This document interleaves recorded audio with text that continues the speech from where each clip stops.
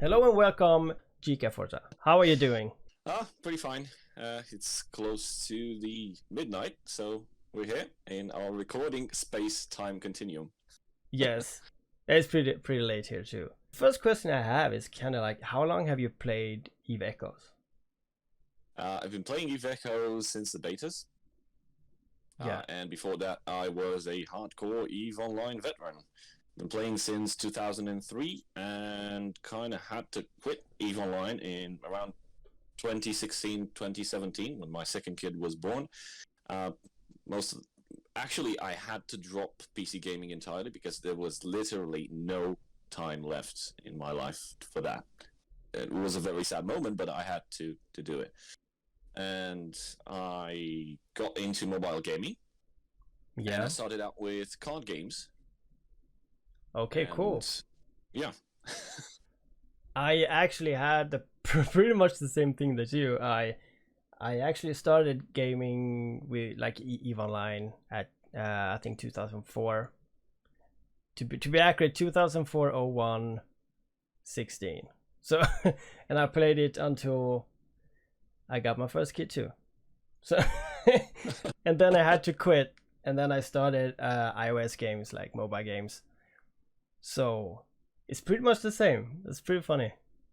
that's what us moms and dads have to do. We switch to smaller platforms that are portable. We can use them everywhere. Yeah, that is amazing. It is amazing that the world has this right now. So you've been active in Eve Online before. So what did you do in Eve Online? Oh, I was a bunch of things. I was a miner. I was industry. I was Tech 2 builder. I was an FC. I was solo explorer, solo PvPer. I did so many stuff. What I didn't get into was like super capitals. I didn't like the idea of having my tune like stuck in there. So I kind of like went my way, did this, did that. When I got bored of something, switched to something else. Because yeah, Eve is actually big. It offers you a lot of choices that you can pick and do, and I think that the opportunities are limitless. And of course, add to this the interaction with other players, and yeah, it's truly a sandbox. So I've been many things. Yeah, I kind of felt like that question was a bit weird because you have played it for a long time. So it's pretty much like me. We've done everything, and that's how we can move forward in Eve Echoes. Maybe a bit quicker than other people that starts right now and don't even know what that is. True.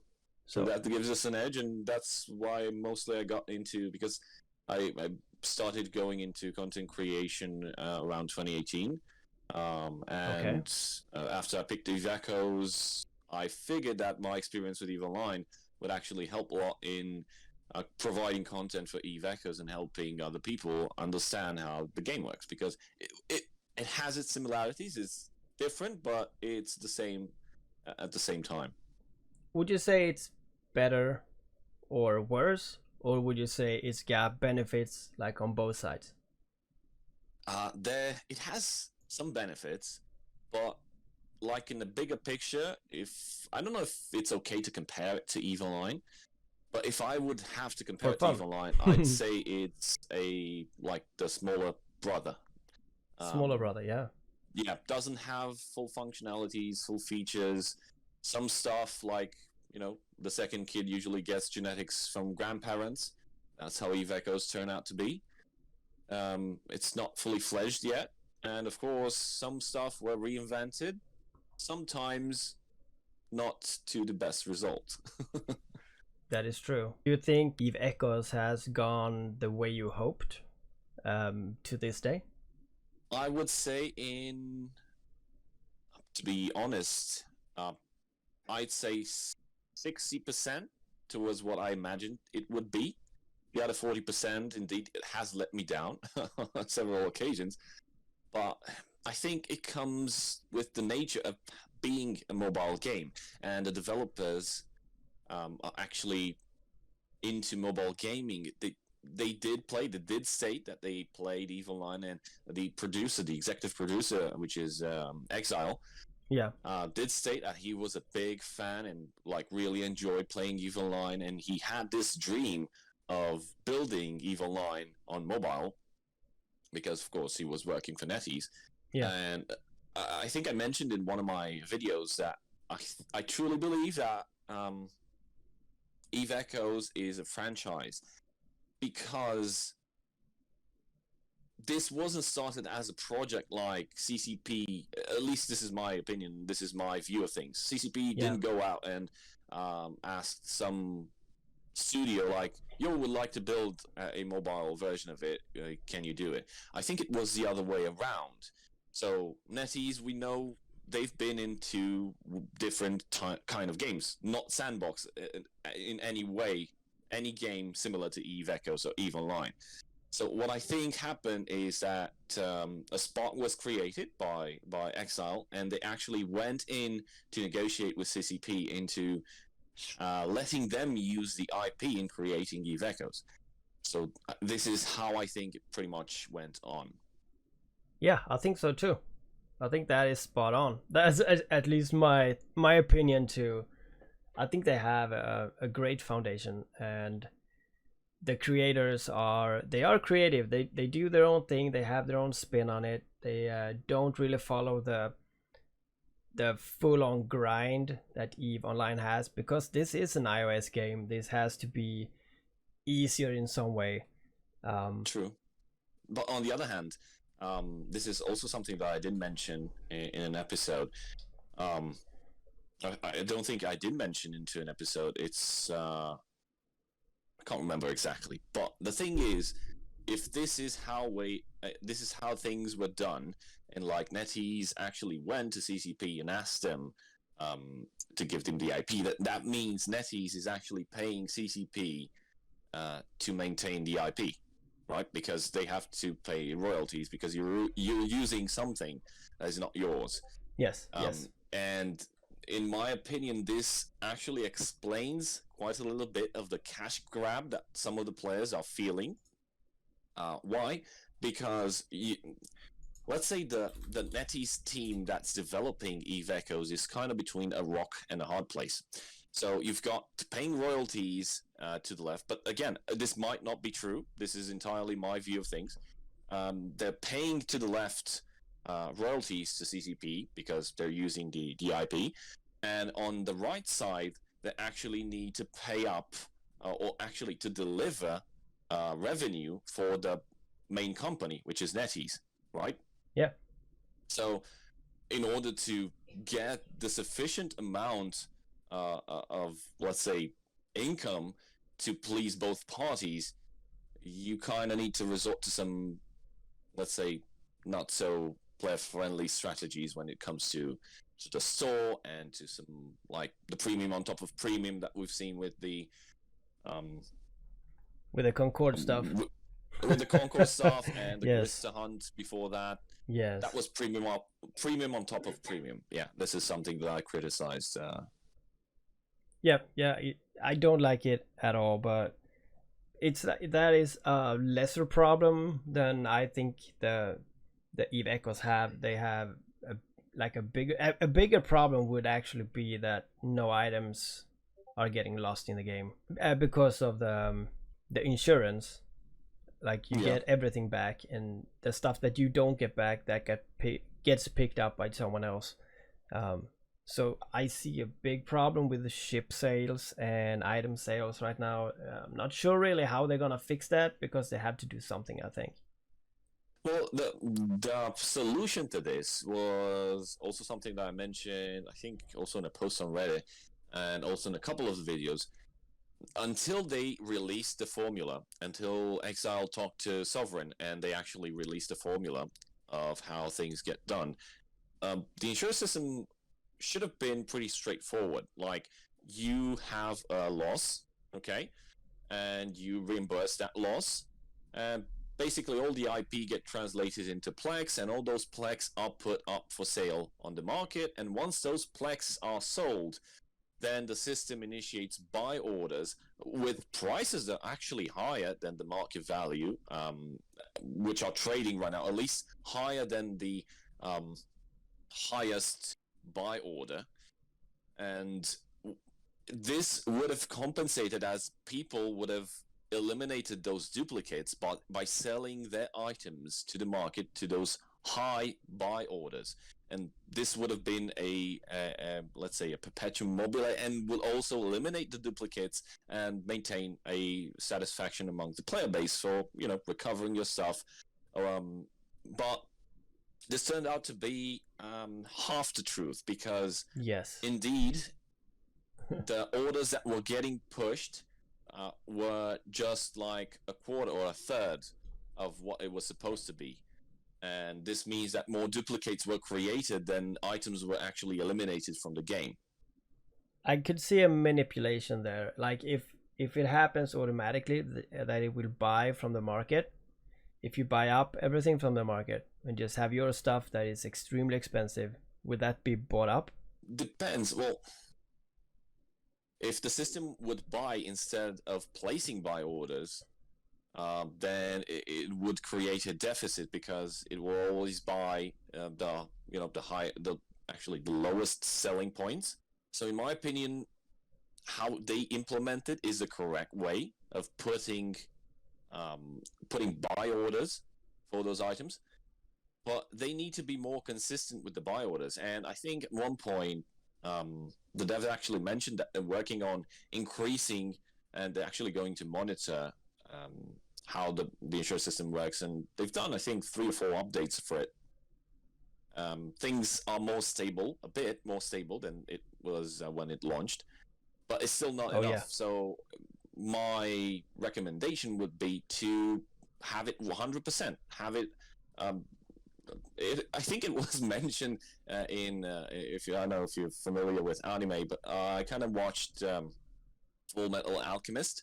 And there was this law that it was tokakoka. They said in Japanese, it's the equivalent trade.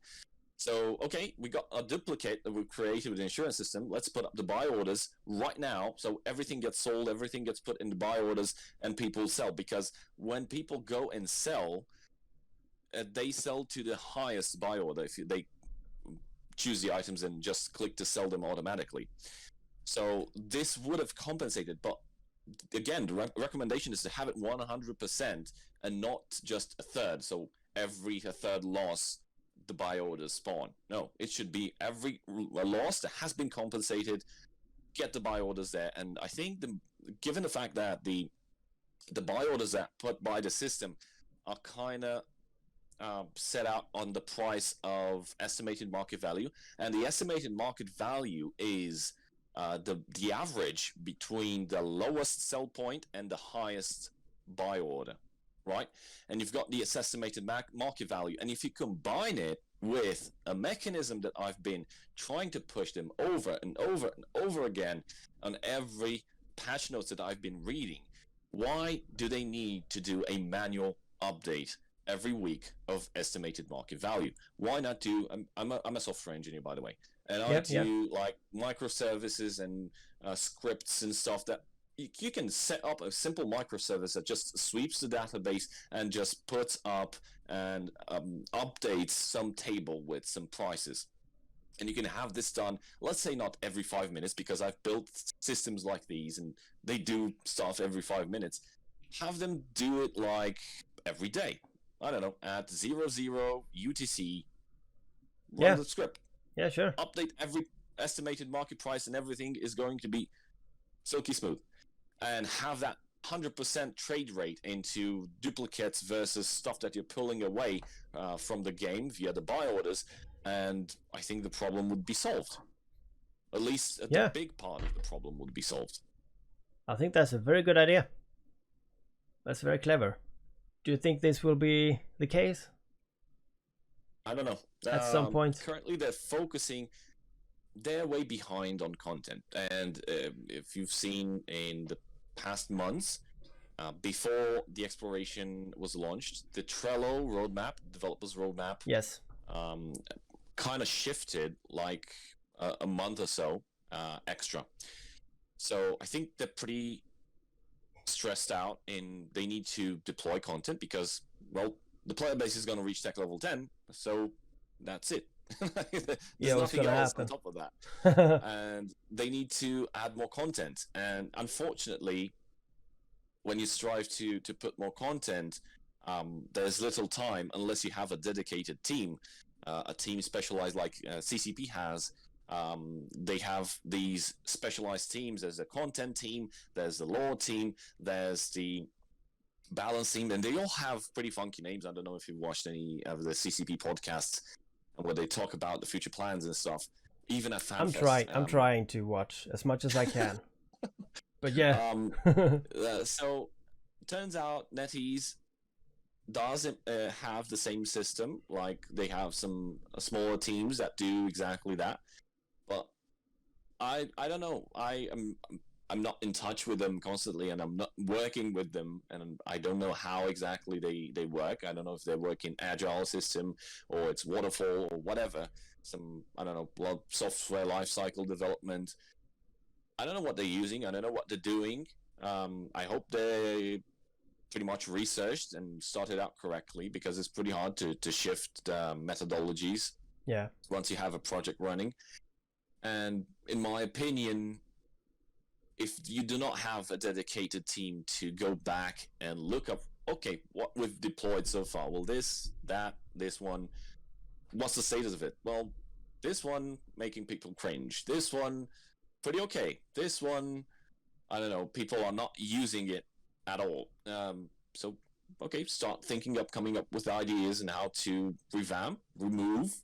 I don't know if there's some like extreme point. Like, okay, this is definitely not used. Let's remove it, or I don't know, improve it. Try to add some stuff to it that might make it useful, like the hauling, the interstellar deliveries were, I think, were thought initially. Now it's pretty much down the drain, and they thought they would revisit it, and we will actually. I think in the latest dev Q&A, they did mention that they're trying to bring some updates to the delivery system. They talked about it, right? But it's gonna take a while, and Oh yeah. if you don't have the resources to go back and look at these features, then yeah, they're going to suffer, and sometimes they're going to get abandoned. But of course, you're still deploying new content. But the idea is to deploy quality new content so you don't end up with new deployments just like the previous ones with bugs and okay, now it's the hot stuff, but in a week it's all dead and no one using it anymore. They're criticizing, trying to protest in front of the GicaForta. I don't know. Yeah, indeed. I mean, it can't be easy.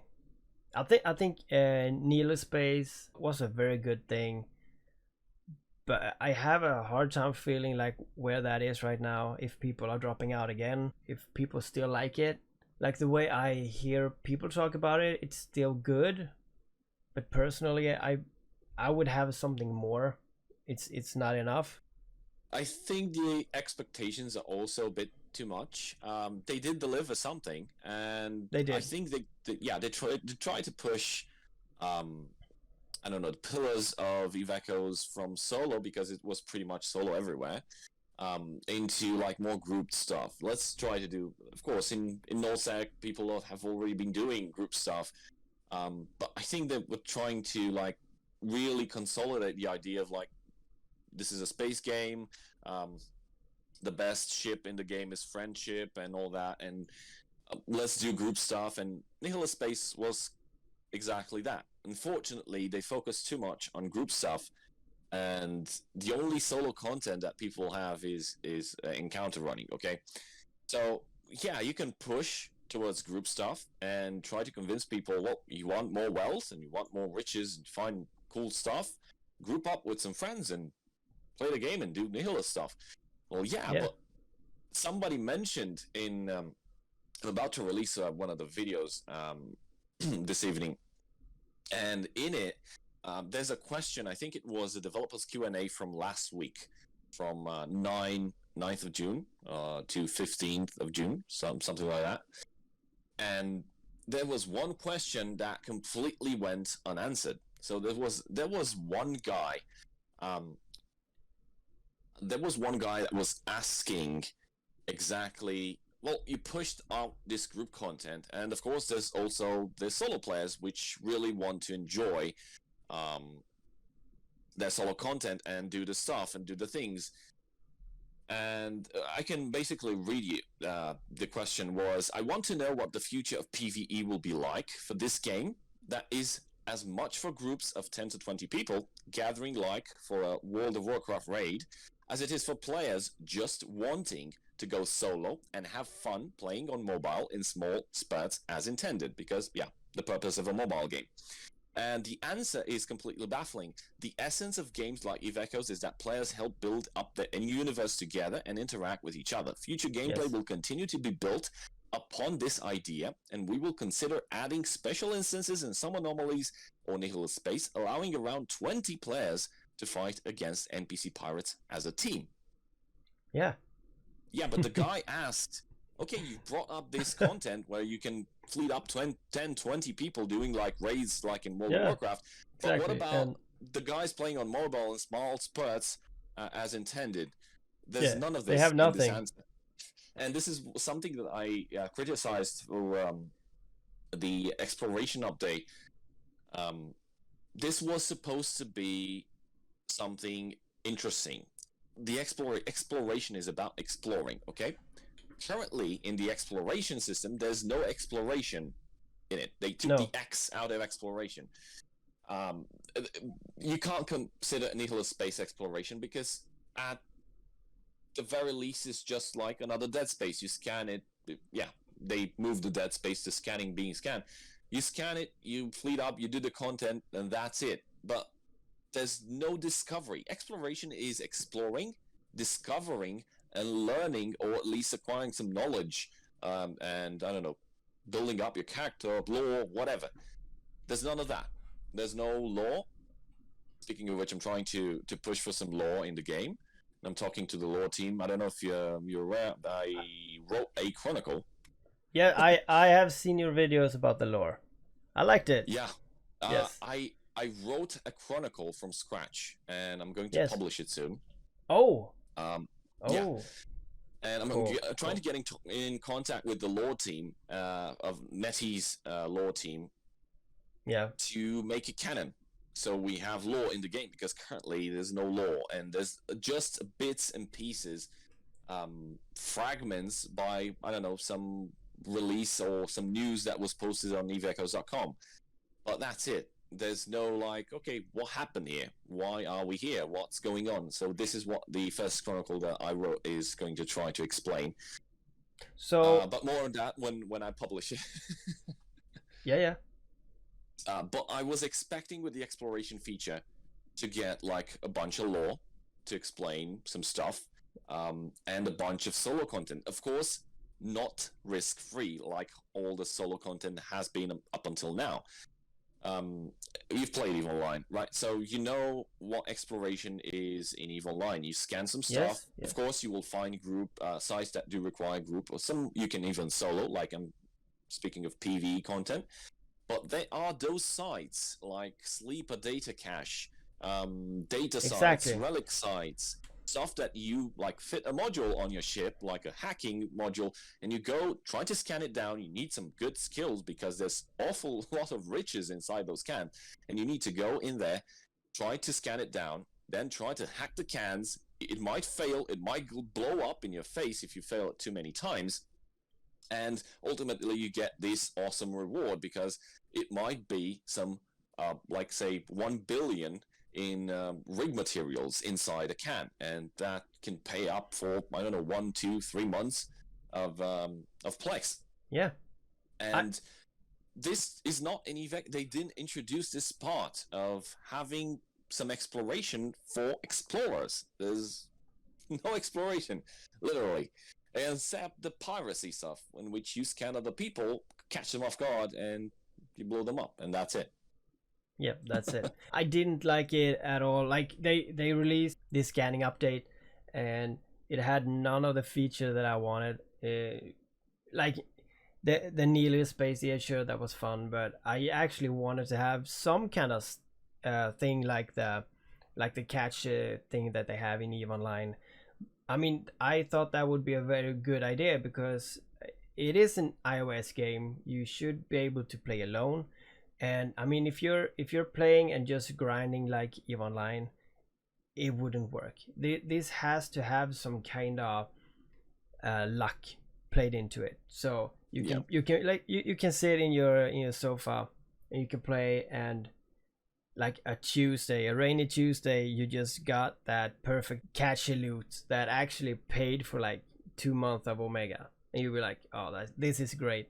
That should be for solo players too. So we need to have the solo players in Eve because we will not have enough people playing this game. We have this great content for fleets right now, for big alliances, and the alliance I'm in, we live pretty much all over Nosec. It feels like that. It's blue everywhere. We have some red areas towards the 5 o'clock. What is that? Great Wildlands, but over there we got like Mother, and over there we have some enemies, but like it's pretty safe all around. So the big groups that we have right now in Eve Echoes, we're working like together pretty good, but we need more people that pulls us apart, so we're not this big. If you get my point. So if you can do something solo, you can make a difference. For example, in low sec, which is for me, it's kind of a joke. I mean, you can scan down people right now, and that's fine, but it's still, for me, it's too easy. I think it shouldn't be as hard as EVE Online because it's still an iOS game. Yeah. But I think in EVE Online, low sec is even more dangerous than no sec. Yeah, it's very dangerous, and I joked about this like a half a year ago, and I said, because back then there was even less to do, and I was like, lowsec is very dead. There's nothing to do. They should implement some rare materials in lowsec, so people actually need to be there, and then we get like a diversity of people all around. But yeah, you're totally right when you say we need more stuff for solo players. I've always been talking about we need stuff for people who want to do hauling. I don't think that works at all today. We got freighters for no reason at all. We have nothing to move that we need a freighter for. We only have it because it's cool to have. When T10 will arrive, what will happen when we get? Is it dreadnoughts or is it carriers? I think it's dreadnoughts. I don't think they're going to introduce carriers because there's the flawed system with the drones, and until they try to figure a way of doing things correctly with the drones, I think carriers just builds upon the pile of nasty stuff that we need a solution for the drones, of course. But yeah, you could probably do the sites with a dreadnought, and then what? It's like no? You can't. If you look at the dreadnought, or at least what the dreadnought will be in If Echoes, it's going to be completely useless. Okay, maybe use that as a flagship and just jump it to take a station down while the support fleet can do its proper support role.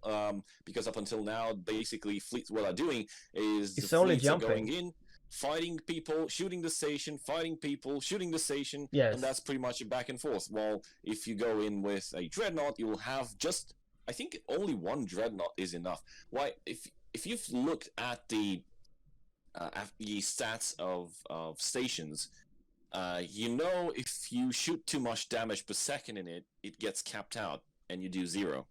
It has a limit per tick. Yeah, I heard that, yeah. So what happens if you bring a dreadnought? Well, he's going to do that damage per tick limit on its own.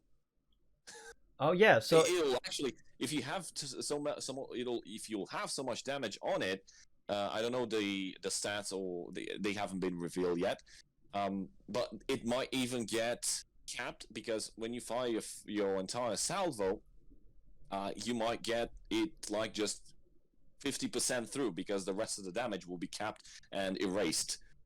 So That is weird. if they add the dreadnought, maybe they will plan on removing these ticks, Yeah. these limitations. But if they do remove that, then what's stopping players from completely ignoring the dreadnoughts and just bringing in 3 fleets and just wiping a station in less than 5 minutes? Yeah, So so they don't have a solution for this, right? I don't think so. I No. haven't seen a plan yet, and even if I would, I wouldn't be at liberty to discuss it, at least until they say that it's public and we can talk about it. At least until we turn off the recording. But yeah, okay. No, but really, this is why I thought the Dreadnought would be a PvE PvP ship and not.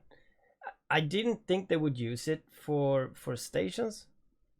But if No, that it's is the definitely main idea, it's a siege weapon. It's a siege weapon. The dreadnought is a siege weapon, and if you use it for PvE, well, let's think in comparison. How bad are torpedoes now?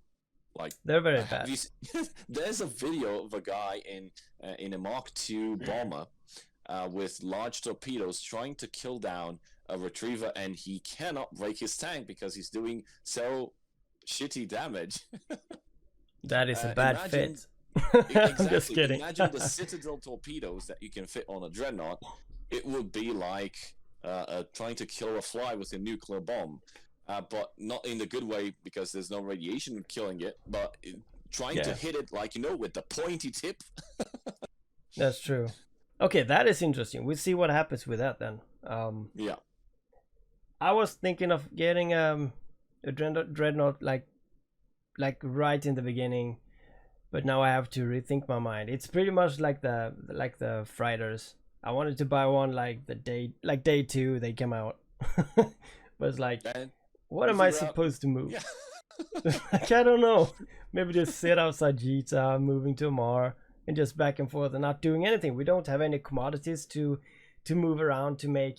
I mean, I said that if we had water, they have wheat, they have people, like you can transport like whatever.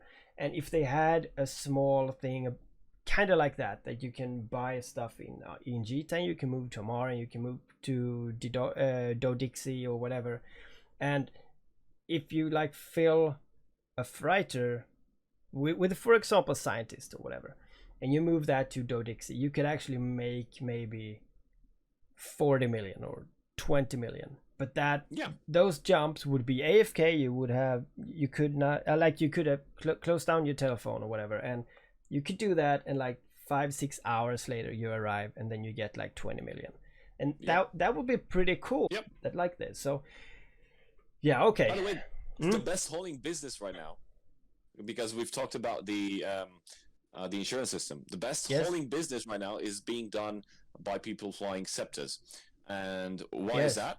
Those buy orders made by the system that are being placed at the estimated market value, which is higher than the highest sell order. No, the highest, the lowest, the highest buy order.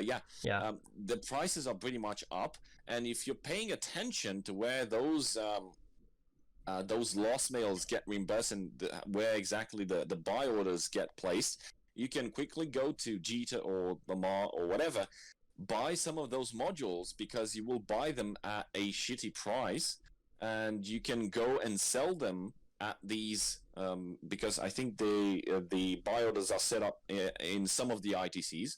A lot of the buy orders are not yet fulfilled because people just don't look at the buy orders. They go to Jita and they right click and sell everything. And they sell it at half a price. But if they would look at the buy orders, they would see, oh my god, there's this item that I have, it's selling up for 5 million, but I cannot sell it right here. Well, doesn't that ring a bell? Take a scepter, take a frigate, put those items there, go as fast as you can to that ITC where those loss mails are being reimbursed, and that's where the system is putting up those buy orders, those very high buy orders, and sell them there directly, and you will make a profit. Right now, this insurance system was one of the main cornerstones of actually setting up a decent hauling business into moving stuff from one ITC to another to fulfill those buy orders. this was actually intended, but people are not paying attention. Yep, this is a very good idea for standard Omega.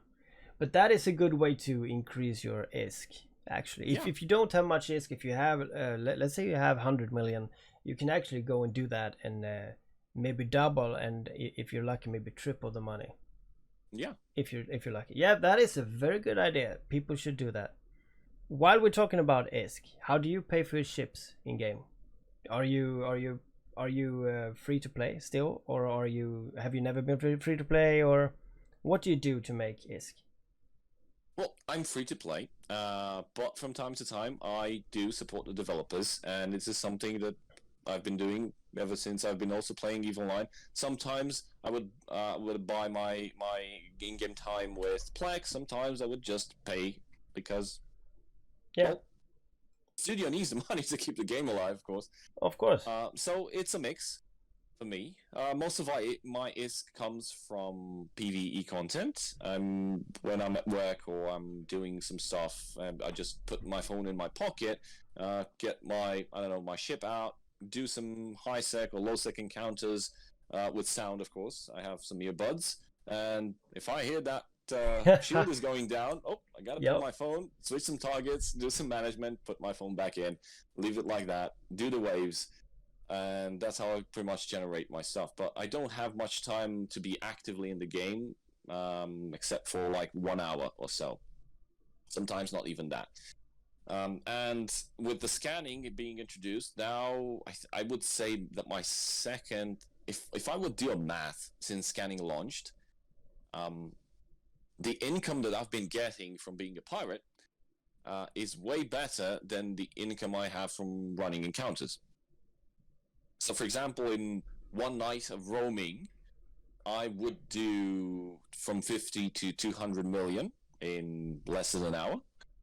While for 100 million, I would have to farm an entire day AFK. So Yeah. That's very cool. I never loot my victims. I don't know why. I never do it. I don't know. Some people are loot pinatas. Yeah, I know. If I see something really scary on the kill mail, like what has happened here, then of course I loot it. But it's like when I go out in PvP, it's like I want to PvP. I don't want to haul around stuff, and I don't want to get something very expensive and have to go back to turn it in or whatever.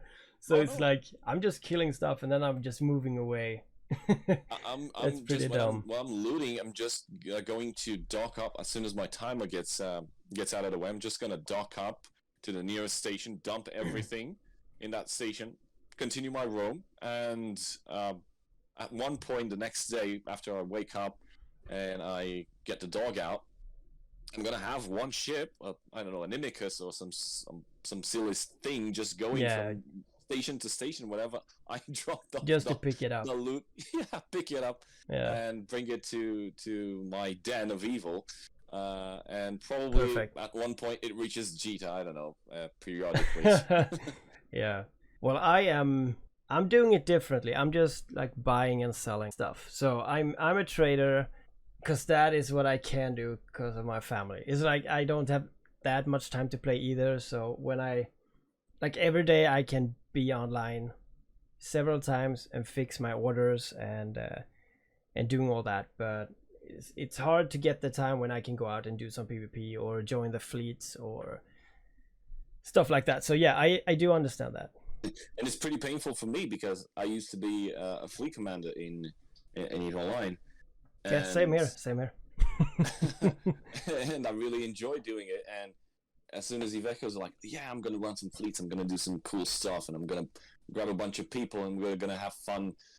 And I didn't manage to do... Actually, let me think about... I managed to do a single fleet. That's it. And this happened recently with the scanning. I managed to get a bunch of guys, and we got some nice kills. We got a Cinnaball worth 3 bill. And that's good. Yeah, but that's that. That was that was the only fleet that I managed to operate since the game launched, and it's depressing. Yeah. Yeah, I'm sorry. I have done some small rooms, like small gang rooms, pretty early, pretty frequent, but a bigger fleet commander I have not been in Eve Echoes. I thought it was way too hard when I saw when we took Delve quite early. I was I was in a fleet pretty frequently, and I saw when there were like these Chinese people playing, so it was Chinese characters everywhere, and I had Yeah. like this problem in my head to be like, how am I supposed to tell people what the target is? Um, so the only idea to do it is actually to use the commands, but yeah, it's I could not do that, so I had to find my own place in even. And that is like I would say like a trade mogul or whatever, like a Yeah. trade character. I think. If I may ask, what is your vision of Eve Echoes like in the future, like a year ahead, or maybe a year and a half, or 2 years? Like, what do you see would be very nice for everyone, and what would you see personally that would be added or changed? Well, starters, we just talked about the exploration, and they kind of need to add some exploration to the exploration. This would be Indeed. one of the first things to do, and of course, try to look back at the previous content, like have a small team and focusing what went wrong with all that, and probably have another team taking a look at the balance, because the balance is pretty messed up because of the vertical system. If you remember an Evil Line, there's the standard horizontal progression, Yes. and you can progress linearly from frigate to cruiser to battle cruiser, but that's the standard stuff. And if you want to specialize, like, you need to invest like 3 months of training at least to get something and try to fly properly. And of course, that ship that you get is very specialized, has 80% resistances across the board, and Yeah. some crazy bonuses on ship bonuses, and maybe it's a new warship that you want. Maybe you want to go into, I don't know, assault ships. Yeah. But here, it's pretty much messed up because due to this verticality, they end up just building crap upon crap. Because take a look at the latest tech level 10 that were introduced. Yeah. So Yeah. the I've seen. Mark 3 bombers. Mark 3 bombers are shit. Yes. It's not actually improvement. It's no No. content, actually. It's just some 1-2% extra to some things that were not working in the first place anyway. Yeah. So more of that. More real content. More real content, and I don't know if they will be able, because they started out this way. It's very hard to do a complete redesign, especially when it comes to something that is core functionality. I do consider that a ship tree, and the progression is pretty much part of the core functionality of the game. And to redesign that, I That don't is know if very that's hard. possible. No, they have You to need to have, branch it out, I think. They have to branch it yeah, out somehow. But either okay, that, or okay. they keep adding stuff, and we'll end up with tech level 12 with Mark 4 Tornado and Mark 5 Dominix, and I don't like God that. knows what else. I don't like when they put numbers on stuff. I made a video about that. It's like the Armageddon 1, Armageddon 2, Armageddon 3, Armageddon 4. It's like, can't you come up with a name instead? It's like Yeah, I don't like it at all. Like and the ventures, yeah. that's why they cannot add these specialized ships in the game, because Yeah, it's so dumb. So dumb. I've talked about in the video that I'm yet about to release. You cannot add this kind of specialized ship like you have in Evil Line inside the game, because you will completely ruin the feeble balance that we have right now. And if you introduce something, a ship that has no skill requirements, just like all the other ships, it only capped by a tech tier level that you need to reach, and it has 80% resistances across the board and some crazy bonuses, like, I don't know, so the Devoter in Evil Line, or some Yeah. other weird ship, nasty thing, contraption of death. The real tanks, yeah.